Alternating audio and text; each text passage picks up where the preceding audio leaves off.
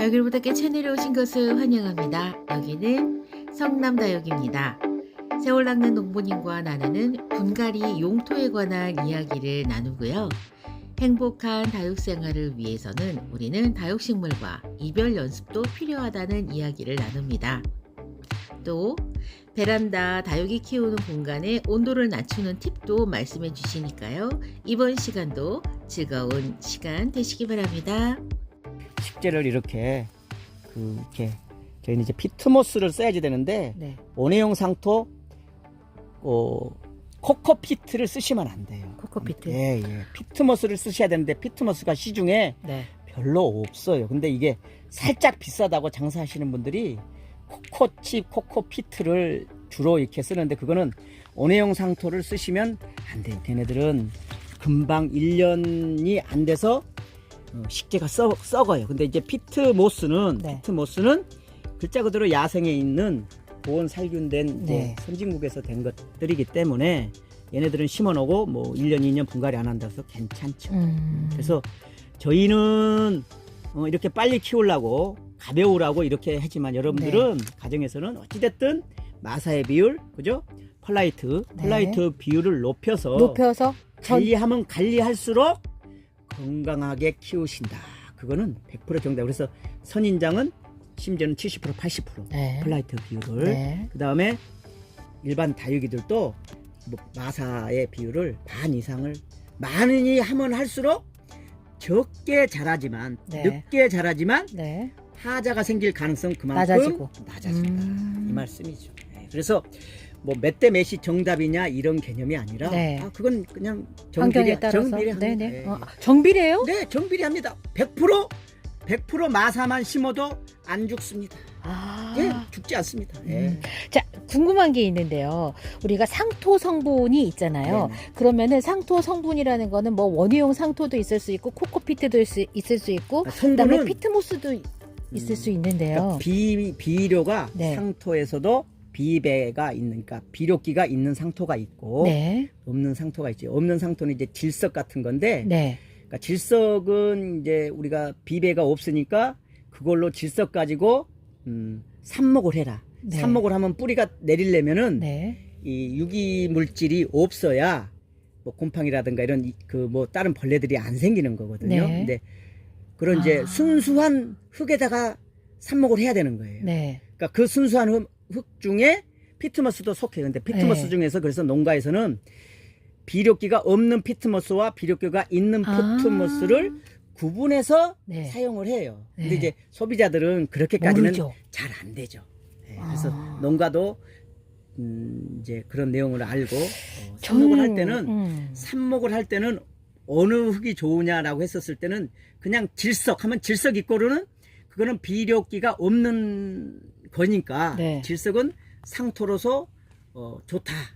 그럼 피트모스도 좋은데 피트모스는 기왕이면 순수한 상토라는 건 비료기가 없는 거가 의미가 있습니다. 그래서 나무든 뭐든 삽목을 할 때 우리가 그냥 다른 거 해도 크게 개의치 않은 이유는 잘 돼요. 그래도 비례가 비료기가 있어도 잘 돼요. 저는 그 비율을 아까 그러니까 마사의 비율을 높일수록 다육이가 천천히 성장하지만 생존할 가능성은 높아진다고 하셨잖아요. 근데 이 우리가 상토와 편안하게 그 상토와 마사의 비율에서 이 상토가 가지고 있는 역할이요. 저는 궁금한 게 영양적인 역할을 갖고 더 중요한지 아니면은 보습력이 더 보습이 더 중요한 거죠. 그러니까 이제 역비례한다는 얘기고 우리가 이제 어찌됐든 작물도 정기를 할 거 아니니까 비분이 비료기가 없으면은 생육이 정기를 하거든요. 그래서 그런 의미로 이제 분갈이를 해야 된다는 의미고 그냥 통상적으로는 우리가 6대4 또는 4대4, 4대6 또는 뭐 5대5 이런 것들은 내 환경이 환기가 잘 되고 빛이 좋다라고 하면은 보습력을 높여줘도 되는데 빛도 부족하고 환기도 잘 안 된다라고 하면은 마사의 비율을 해준다. 그 다음에 그게 만약에 내가 기르는 게 선인장 쪽이면 그거는 또 건조이 더 강하니까 70% 80%까지 마사를 더 비율을 높여도 되고. 높여준다. 이런 얘기들은 제가 하지 않아도 다 알려져 있어요. 아, 그렇구나. 매일매일 들어서 공부를 해도 네네. 하고 싶은 대로 또 하게 되죠. 예, 예. 아, 그래서 뭐 하고 싶은데 하더라도 우리 이제 어머님들은 어차피 그죠? 뭐 이렇게 자꾸 들어야죠. 자, 이제 제가 궁금한 거 하나 여쭤볼게요. 혹시 식물이요, 원산지를 떠나서 네. 이렇게 이국에 오면은 네네. 그 식물이 그 이국에 온 그 환경에 네. 적응하기도 하나요? 그렇죠. 그러니까 어떤 식물이든 간에 네. 어떤 식물이든 게 환경이 변하면은 네. 스트레스를 받아요. 네. 그래서 우리가 그 한겨울에 애들이 한겨울에 감기 걸리나요? 환절기에 감기 걸리나요? 환절기? 그렇죠. 그러니까 환절기라 하면은 환경이 변하는 거잖아요. 네. 그래서 온도가 자꾸 떨어지고 일조가 부족해가지고 환경이 변하는 과정인데 네. 우리 아가들의 신체의 리듬은 거기에 적응하는데 시간이 조금 언밸런스 늦어지니까 네. 그 차이에서 감기가 걸리는 네, 거거든요. 네, 네. 그리고 그 신체가 이제 겨울이 되게끔 적응이 되면은 감기가 오히려 영하 20도라도 안 걸리죠. 그러니까 작물들도 우리가 내가 사와가지고 얘가 잘 사냐 못 살 거냐는 거는 일주일 안에 사실 판가름 돼요. 일주일 안에 얘가 그 환경에 그 집은 적응을 하고. 적응을 하면은 그 다음부터는 지가 알아서 하는 거예요. 그래서 우리가 많은 분들이 저 집은 잘 기른다 다육이. 저 집은 어떻게 잘 기르는지 모르겠다라고 이렇게 가서 왜 잘 기릅니까라고 그분한테 여쭤보면 그분도 몰라요. 몰라. 왜? 대충 하는데 원래 하던 대로 예, 하니까. 대충 하던데 그런 감각들이 계시는 거죠. 그 감각이 환경하고 맞는 거지. 그죠? 그래서 우리가 이게 교과서에서 이제 제가 드리는 말씀들은 기본 원리인 거고 제일 네. 중요한 거는 저희가 다부애님이나 오늘 세월농부가 해줄 수 있는 말은 60% 70%고 나머지 20% 30%는 본인들이 채우셔야 돼. 그리고 나머지 10%는 죽어야 돼요. 식물인데 생물인데 안 죽길 바라고 죽어가지고 이별하는 거를 연습이 안 되는 분들은 네. 본인들이 스트레스를 받아요. 맞아요. 네. 아, 되게 그건 중요한 아니에요. 얘기인데. 그래서 본인들이 저희가 택배를 이렇게 난을 보내면은 네. 진짜 한 1000명 중에 1명, 2명이 반품을 하고 그 다음에 그러거든요. 근데 제가 바라는 거는 네. 반품이냐 아니냐가 아니라 네. 식물이니까 네. 본인이 눈높이를 낮추면 네. 본인이 행복한 거예요. 네. 근데 이거를 이걸 길러가지고 방울복나 이거 해가지고 이걸 분양해서 돈 아유. 재테크 말도 안 되는 이런 일부 유튜버들이 얘기하잖아요. 그러니까 어떤 목적이 생기면 네. 욕심이 생기면 그 욕심에 도달하지 않으면 나만 슬퍼요. 네. 그렇잖아요. 그래서 제가 늘 드리는 말씀이 결국에는 이게 행복하자고 하는데 얘가 네. 좀 저기 했다 하더라도 그잖아요. 그래서 식물을 우리가 접할 때 네. 자꾸 욕심, 눈높이를 높이면 나만 슬퍼요. 네. 예. 그래서 좀 이렇게 같이 가다가 나고 되면 나고 되는 대로. 네, 저희 가까운 꽃가게 나가 있는 애들은 네. 그냥 여기 있는 애들은 지금 출하하려고 지금 이뻐. 모아놓으니까 반질반질해. 예쁘잖아요. 네, 그죠? 반질반질해요. 여기 있는 근데 애들. 저 뒤에 비춰보세요. 네. 그냥 막 개판 5분 전이잖아요. 그죠? 그냥 농장에서도 저런 애들이 많이 있어요. 어르신들이야, 특히, 어르신들. 특히 우리 집에는 많이 있는데 네. 저런 애들은 시집을 못 가고 있을 뿐이지. 여러분들이 보는 거는 좋은 애들만 시집 간 거예요. 그러면은 대한민국에 있는 모든 다육이가 이렇게 다 잘생기고 잘 자라고 아니라는 거죠. 농장에서도 많이 죽어요. 농장에서도 예. 그러니까 우리가 그런 것 때문에 스트레스 받고 예. 그 슬럼프가 오지 않아도 되는 거죠. 이거 나이트 한번 보세요. 요거 나이트. 요거 나이트 한 3년. 어떻게 봐요? 그냥 눈에 보이면 이게 예, 1년? 1년, 예, 2년, 얘는 3년, 몇년 될 4년. 것 같아요. 몇 살 먹었을 것 같아요. 얘는 1년, 2년, 4년? 4년, 5년? 네, 그 정도 돼요. 예. 얘도 뭐 한 3년 됐고, 그죠? 3년? 예. 그러니까 뭐 크기 작기 그게 문제가 아니라 네. 여기서 뭐 이렇게 하면 이제 축사망 직전이잖아요, 그죠? 네. 그 버려야죠. 그래서 버리를 시간이 없어서 못 버릴 뿐이지. 그래서 여러분들도 네. 어떤 집에 가가지고 가보면 야, 그 사람은 정말 베란다에 물건이 좋고 너무 잘 기른다. 좋은 거 산 거예요, 그분은. 그러실까요? 네. 음. 1차로 좋은 거 사고, 네. 비싼 거 사고, 네. 그죠? 창 종류 사고, 네. 그죠? 그래서 여러분들이 네. 자, 여기 이렇게 어찌됐든 창 종류라든가 로제트 형성되는 애들, 네. 이렇게 자라는 애들은 세월이 흘러도 네. 도장되지가 않잖아요. 그죠. 잘 안 되죠.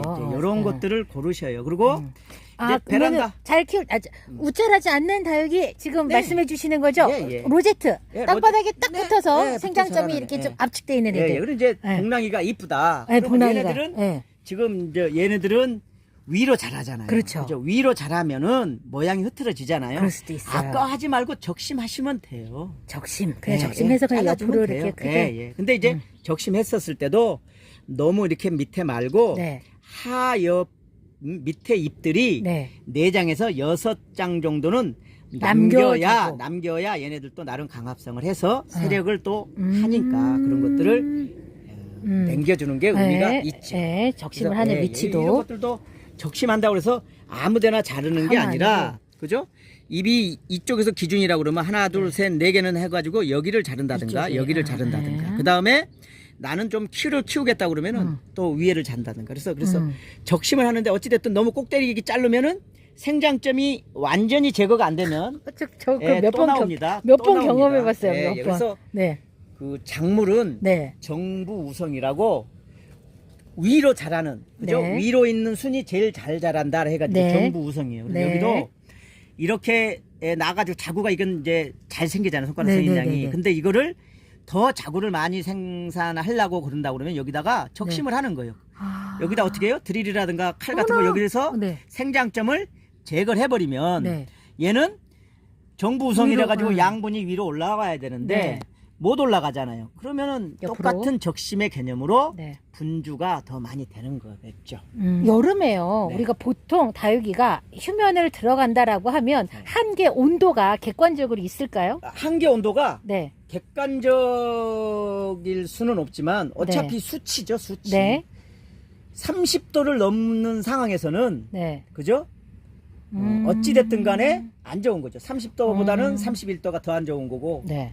40도가 더 안 좋은 거고 45도가 더 안 좋은 거고 저희가 온실이 45도 정도는 올라가요, 여러분. 네, 45도까지 올라가죠. 45도까지 올라가는데 그거를 차강을 이중을 하고 네. 어떤 분들은 이 그 수평 커튼까지 완전히 암 처리를 해버려요. 네. 그러면은 온도가 그 빛이 차단돼서 음. 또 한 3, 4도 정도는 떨어져요. 자, 이 부분에서는 지금 하우스 재배 농가의 온도랑 네. 각자 키우고 있는 베란다의 그렇죠. 온도가 다릅니다. 네, 그래서 여름에 네. 시원하게 하시는 여러분들한테 꿀팁 하나 드린다고 하면 네. 여름에 낮에 네. 물 주시면 안 되는 거잖아. 네. 그죠? 베란다. 그다음 바닥에다가 물을 뿌려준 다음에 선풍기를 돌릴까요? 선풍기를 돌리면 네. 그죠?